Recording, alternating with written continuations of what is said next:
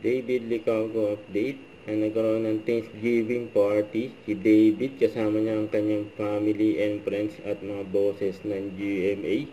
And happy 10 years kay David.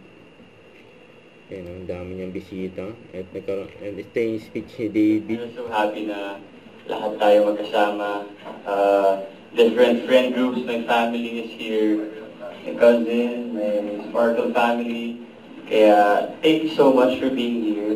And of course to Shiva Sigal team for trusting me as your ambassador. Minsan isip ko kung like, kinuha niyo ba ako kasi mahilig ako uminom? Sorry na. Pero,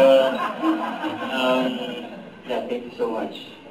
And sa lahat ng sumuporta sa akin at nagtiwala dahil ngayon we're celebrating my 10th anniversary in showbiz.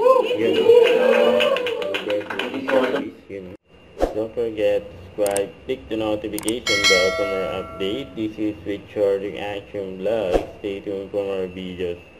See ya.